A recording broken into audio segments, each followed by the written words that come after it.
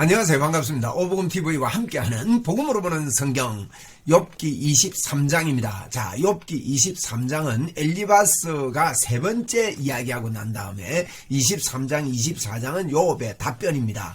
이 욥기 23장에서는 이제 욥이요, 친구들의 그 변론에 별 기대를 못하고 이제 그 하나님께 이야기하는 듯한 그런 내용들이 주로 있습니다. 자, 욥의 대답을 보면 욥이 하나님을 뵙기를 간절히 갈망하는, 이제 친구들과 관계없이 하나님 뵙기를 갈망하고 하나님의 확신을 합니다. 하나님이 용서하시는 거를. 이 복음의 능력이 확실하죠. 용서를 확신합니다. 그리고 하나님을 우리가 눈으로 배울 수 없잖아요. 그러니까 이 탄식을 또 하셔요. 탄식을. 그리고 하나님의 그 연대에 대한 욥의 믿음이 분명합니다. 하나님이 나를 붙잡고 있다. 하나님이 나를 단련한 다음에 여기 10절에 보면요, 그가 나를 단련하신 이후에 내가 정금같이 나오리라, 이렇게 번역이 되어 있습니다. 우리 그 한글 개혁 성경에는. 그리고 15절 17절에는 하나님의 연단을 받고 있는 욥의 두려움도 표현하고 있다는 겁니다. 자, 그래서 친구들의 답변과 별로 기대하지 않는 그런 내용으로 23장 24장에서 말씀하고 있고, 내가 어찌 하나님을 발견하고 그 처소에 나아가랴. 어찌하면 그 앞에서 내가 호소하여 내 대답하는 것을 내가 알며 내가 깨달으랴 하면서 변론하고 싶다. 하나님께 변론하고 싶다. 하나님이 뭐라고 하실까?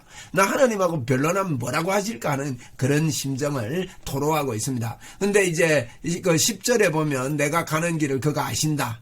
내가 만날 수 없지만 그분은 틀림없이 내 가는 길을 아시는데, 그분이 나를 시험하시고 나면 내가 아무 잘못이 없다는 걸 알 것이다. 이 내용을요, 이렇게 번역한 것도 있습니다. 단련하신 후에 내가 순금같이 아주 죄 없는 사람으로 무죄로 나오게 될 것이다. 순금같이 나오리라. 그런 이야기를 합니다. 그리고 그렇죠. 너희 속에 착한 일을 시작하시니까 바울사도도 그리스도의 예수의 날까지 이루실 줄을 확신한다 그랬거든요. 우리는 그 날까지 정금같이 그렇게 깨끗하게 하나님 앞에 서게 될 것입니다. 이런 내용의 이야기들을 이제 23장에서 하고 있습니다. 23장 우리 읽으면서 이 말씀을 같이 보도록. 새번역 욥기 23장. 욥이 대답하였다. 오늘도 이렇게 처절하게 탄식할 수밖에 없다니.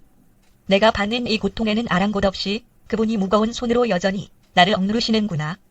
아, 그분이 계신 곳을 알 수만 있다면 그분의 그분이 계신 곳을 알 수만 있다면 하면서 여전히 내가 처절하고 이렇게 억누른다. 그분이 손으로 여전히 나를 억누르시는구나. 그분이 계신 곳, 그분의 보좌까지 내가 이룰 수만 있다면 하면서 우리 주님을 보고 싶어하는 그런 강입니다. 왜 보고 싶냐? 따지고 물어보고 싶은 거예요. 너무 힘드니까.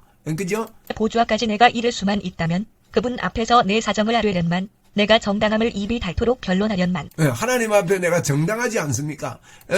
우리도요, 우리가 당당하게 하나님 앞에 나갈 수 있는 것은 예수 그리스도께서 우리 죄를 위하여 십자가에 죽어주셨고, 나는 예수를 믿음으로 하나님의 의가 우리에게 왔다는 것을 당당하게 변론하고 있듯이, 할 수 있듯이 욥도 그런 것입니다. 5절에 보니까 그러면 그분은 무슨 말로 내게 대답하실까?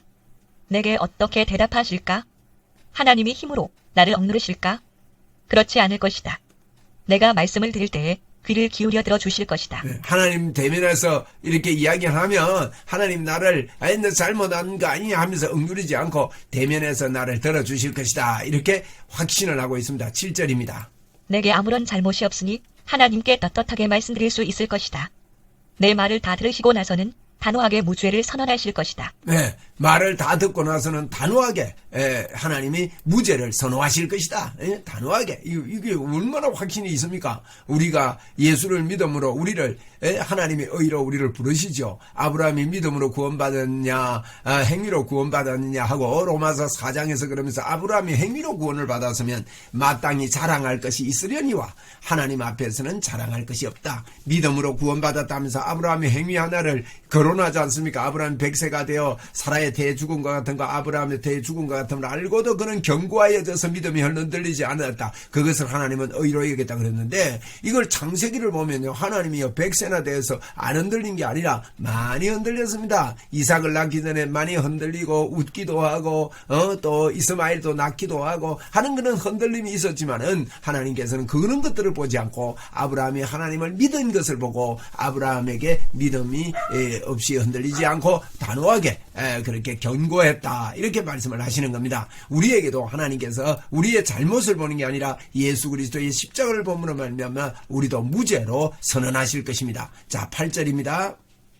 그러나 동쪽으로 가서 찾아보아도 하나님은 거기에 안 계시고 서쪽으로 가서 찾아보아도 하나님을 뵐 수가 없구나. 동서남북 가도 하나님 뵐 수가 없다는 겁니다. 보고 싶은데 따지고 묻고 싶은데 우리가 그렇잖아요. 우리가 하나님을 믿고 이렇게 의지하고 있지만은 이 눈으로는 볼 수가 없으니까 때로는 이런 답답함이 우리에게 있을 수 있는 거예요. 그걸 이야기하는 겁니다. 북쪽에서 일을 하고 계실 터인데도 그분을 뵐 수가 없고 남쪽에서 일을 하고 계실 터인데도 그분을 뵐 수가 없구나. 하나님은 내가 발 한 번 옮기는 것을 다 알고 계실 터이니 나를 시험해 보시면 내게 흠이 없다는 것을 아실 수 있으련만. 네, 그렇습니다. 하나님 뵐 수는 없지만은 하나님이 나를 다 알고 계시기 때문에 내가 이 연단을 하고 난 다음에 점검같이 나오리라 그렇게 했는데 여기는 흠이 없다는 것을 하나님이 알 수 있을 것이다.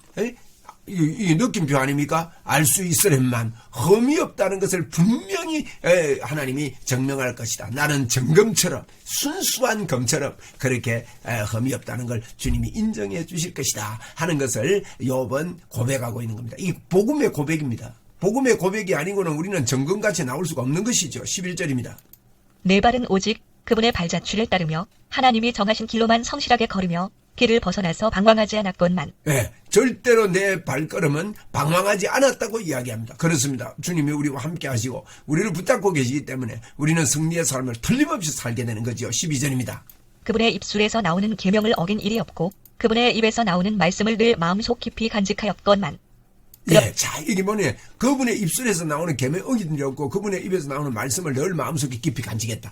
누가 이렇게 할 수 있습니까? 여러분, 계명을 어길 수 없다는 것은요, 아무나 할 수 있는 이야기가 아닙니다. 여러분, 그것은 예수 그리스도께서 과거, 현재, 미래의 죄를 우리 모두 다 용서해 줬다고 그것을 받아들이고 믿음의 말을 하고 나는 하나님의 사람이고 성령의 사람이라고 믿음의 말을 하는 사람만이 이 고백을 할 수가 있는 겁니다. 우리는요, 참 우리 입술이 잘못된 데 많이 훈련되어 있고 노출되어 있습니다.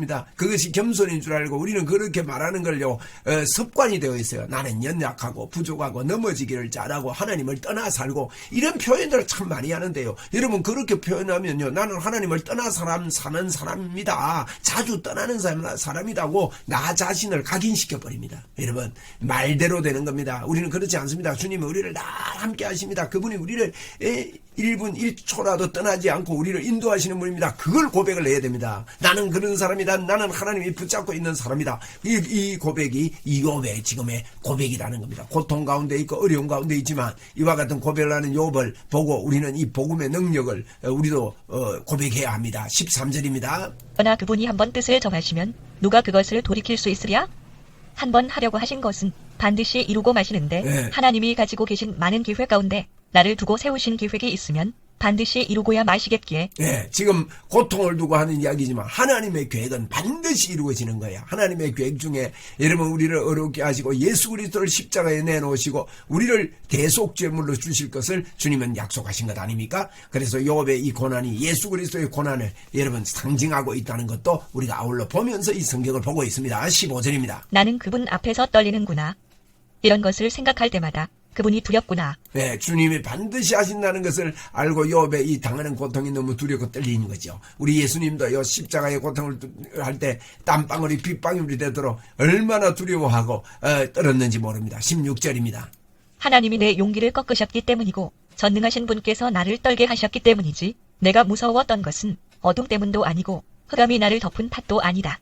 다른 것 때문에 23장. 두려워하는 게 아니라는 거예요. 다른 것 때문에 무서운 게 아니라 하나님이 나를 이렇게 참 어려움을 주었기 때문에 하나님이 주신 십자가, 그죠? 예수님이 십자가에 죽는 것도 하나님이 허락한 거 아닙니까? 그래서 내 뜻대로 마옵시고 하나님의 뜻대로 하옵소서, 아버지의 뜻대로 하옵소서, 아버지께서 하신 거니까 그것 때문에 두려운 거지 다른 것 때문에 두렵지 않다. 나는 하나님이 내려주신 이것 때문에 두렵지 내가 뭐 어둠 때문이나 흑암 때문이나 뭐 세상에서 잘못되는 것 때문이나 내가 두려운 게 아니라 하나님이 나에게 주신 그런 길이 나는 두려운 것이다. 이렇게 고백하면서 예수 그리스도의 그 십자가에서 고난을 오버랩하고 있다는 것을 늘 염두에 두고 우리가 읽으면 좋겠습니다. 자, 우리 이 욥기서를 보면서 율법이 아닌 은혜로 율법이 아니 율법적으로 새 친구들이 다 이야기를 하지 않습니까? 그런데 그 율법이 사람을 살리지 못한다는 것, 사람에게 힘을 공급하지 못한다는 것,